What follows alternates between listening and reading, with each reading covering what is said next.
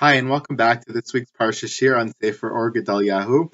This week we're going to discuss a little bit about Parshat Shoftim, which we're going to read this Shabbos, but also connected to the month of Elul, which we now find ourselves in preparation for the Yom Noraim that are about to come in just a couple of weeks.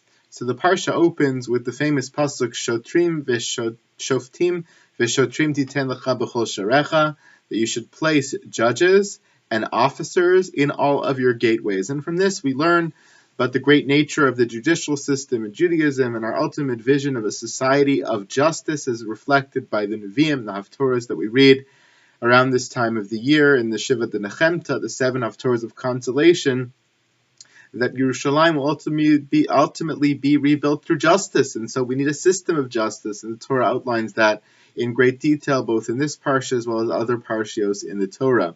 But allegorically, as the Gedalyahu mentions, Kasav Hashlah HaKadosh, the Shlah, as well as many others before and after the Shlah, noted Al Pi Musar, based on the teachings of Musar, Shoftim v'Shotrim titen lecha b'chol sharecha, Mavur b'Sefer Yetzira, it's brought down in the Sefer Yetzira, being quoted now by the Shlah, the Hanekavim Sheba Adam Nikraim Sha'arim, that this pasuk is not just a reference to the judicial system that we're supposed to put in place in terms of courts and judges, but also a reference to the human being. Shoftim v'Shotrim, we're supposed to put Shoftim and Shotrim, whatever that is, b'chol sharecha, in all of your gates, not just the gates of your countries and your cities, but the gates of your being, your nekavim, all the parts of your body and your soul.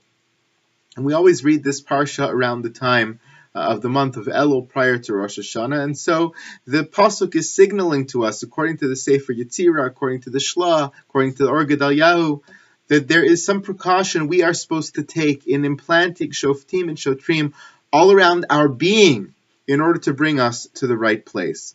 V'zeu she'amar HaKasuv she'yishbod ha'adam es atzmo v'yashgiach tamid shelo tiyeh shum avera be'echad min ha'makomos. What does it mean to place Shoftim v'Shotrim? So he takes each word on its own. What does it mean to place Shoftim in your being, judges in your being? That means to imbue within yourself the sense of always judging yourself and watching yourself and introspecting in yourself in every part of your being, in every part of your personality, to make sure that there will be no averos, that there will be no wrongdoings, that there will be no wrong paths taken. Hainu sheyishbot b'seicha, sheyehamoach shalit al halev, that we should always really carefully judge ourselves, wisely judge ourselves. That's the shoftim that we're supposed to place within ourselves. And what he calls it here, I think it's interesting how he defines judgment. What he defines as judgment is that the brain should have power over the heart, that the intellect should have power and capacity over the emotions. Well-known and understood idea based on human experience and the writings of the Bali Musar, the writings even of Chazal, that the heart, the emotional seat of a human being, is what can lead a person astray. A person has desires, a person has inklings, a person has outbursts. A person's heart and emotions can overcome them in certain ways and cause them to do things that they would never otherwise want to do, whereas the intellect can go wrong. It can be led astray. You can rationalize things that are not true. You can rationalize things that are wrong, your own behaviors, other people's behaviors. You can trick yourself in terms of your mind. But in a certain sense, we believe, generally speaking, that the mind understands where you want to go, what you have to do, what are obligations, what are rights, what are mitzvos, what are averos, and that the mind can guide a person in the right way. That the heart sometimes pushes you astray, but that the mind can channel you back to the right place. So that's yishbot, that a person should judge themselves in the sense of sometimes using their mind to put their emotions in check and make sure they stay in the right place. V'yesh lefaresh shotrim. What about the second word? So we understand placing judges, but what does placing shotrim, officers, mean? V'yesh lefaresh shotrim she'af kshe'ein lo yishuv hadas sheyichpe atzmo lasos ma shetzarech lasos.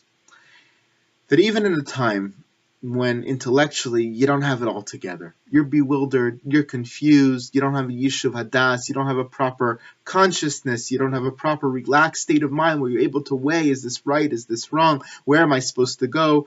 Then your mind is not necessarily going to be of great benefit to you in terms of channeling your emotions in your heart. The shoftim that you placed in yourself are not necessarily going to work so well. So we hope by placing shotrim that even in those moments of bewilderment, even in those moments where you don't have a yishuv hadas, that still you can force yourself to go in the right direction. You can force yourself to go in the direction that you choose. If you see, these are not new aspirations for Bnei Israel or for us today, to place within our being shoftim and shotrim, the shikul hadas, and the forced behavior even when we don't have Yeshuv Hadas. Those are not new things. In fact, they were both implanted in the DNA of Bnei Israel in the moment of Matan Torah. We accepted the obligations of the Torah. He says, She'amru nasa v'nishma. The first thing they say is nasa v'nishma. We'll do even before we listen, understand the Torah. It's considered to be a great act of benevolence on behalf of the Jewish people, of excitement, of zrizus, of alacrity. The Jewish people, before even hearing anything, they're committing themselves, saying, we're going in it before we even understand. This is what we're accepting upon ourselves. Sheshaftu b'sichlam, shekein nachon lekabel Torah u'mitzvahs. They made a decision in their mind, intellectually, before they could feel anything and be led astray, that we are accepting Torah and mitzvahs upon ourselves. That is what is right for us. That's the shoftim, aspect that we see already foreshadowed in Matan Torah. What's the second aspect? V'gam kafa aleihem har kigigis. Pasuk says, Vayichan Sham Yisrael neged hahar, that the Jewish people encamped against the mountain. Chazal interpret that as kafa aleim har kigigis, that HaKadosh Baruch Hu held the mountain like a barrel on top of their heads, saying to them, if you accept the Torah, great. If not, here will be your grave. A lot to say about that Ma'amar Chazal, about that Gemara, what exactly that means about Matan Torah. But here, he's saying something very simple, that there's a voluntary aspect to accepting the Torah, an intellectually thought out, calculated aspect to Kabbalah Torah that's nasa v'nishma, when you're excited to be able to do that. However, there's also an element of coercion in the moment of Matan Torah. That's kaf aleim har kigiyis. Why? She'atorah nitna bal korcham, she'af shelo yasigu es ha'ne'imus shebatorah, mikol makom nitna b'kfiyah. To teach the Jewish people that even moments when they're not so excited, even in moments where they don't see the beauty of the Torah, they don't see the beauty of mitzvahs, they're not excited to engage in this particular life, still they will realize that they've accepted upon themselves whether they like it or not. They've accepted upon themselves even when they don't have Yishuv Hadas, even when they don't have alacrity, even when they don't have excitement, even when the Nasa v'Nishma dissipates, they still have the kaf aleim har kigigis, the sense of obligation, of chiyuv, of not necessarily coercion. It's an image of coercion, but it's not instilling in Bnei Israel the idea of coercion, but more the idea of obligation, of responsibility, of carrying through this mission of Torah, this mantle of Torah, this responsibility of Torah, whether you like it or not, whether you're excited about it or not, because you know that this is the right thing for you. This is the right thing that you have chosen to accept upon yourself. That was true in Har Sinai, that was true forevermore in Jewish history, and that's what is implied by the Pasuk Shoftim, V'shotrim titen lecha b'chol sharach, that in every part of our being, every Elul, we need to reach this Pasuk and reinforce within ourselves the Shoftim, the idea of using calculated, measured thought and introspection to decide what's right for us in our life, and Shotrim, that even when we don't like it, even when we're not excited, even when we're being pulled away, that still we force ourselves to continue on the right path because we know it's the right thing, because we know that this is the obligation we've accepted upon ourselves. That's the lesson of the Pasuk. It says very interestingly, not only is it connected back to Har Sinai and to the Pasuk in Parshat Shoftim and to the month of Elul, but it's connected to this time of year even more than that because it's also reflected in one of the beautiful psukim that we say in L'David Hashem Ori, which we recite now every evening and every morning in the month of Elul, Tehillim, Perek Chav Zayin. He says, Yesh lomar shezoya kavana b'ma she'omrim b'chodesh Elul b'Ledavid Esa pasuk shifti b'veis Hashem kol yemei chayai. This is perhaps what's implied in the pasuk that David HaMelech wrote in Tehillim, which we would say every day in the month of Elul, that he desires to be shifti b'veis Hashem, to sit in the house of Hashem, kol yemei chayai, all the days of my life. What does it mean, all the days of my life? Hainu sheDavid HaMelech bikesh me'es Hashem. What it means is that David HaMelech asked Hashem shebechol matzav sheyebo, that in any situation that he would face, bein kishehaya orlo ubein b'matzav she'ein haor me'ir kokach, in a moment when he has great light, meaning great clarity, great insight, and in a moment when he doesn't have such great light, such great clarity, kol yemei chayai, in all circumstances, in all events of life, in all days and all times, shifto b'veis Hashem b'chol es, that he should dwell in the house of Hashem in the moments of Nasa v'Nishma and in the moments of Kafa Aleim Har Kigigis, in the moments of Shoftim and in the moments of Shotrim, in the moments of light and in the moments of darkness. Kol yemei chayai. It's, by the way, not such a foreign concept to interpret the word kol when it's inserted in the pasuk.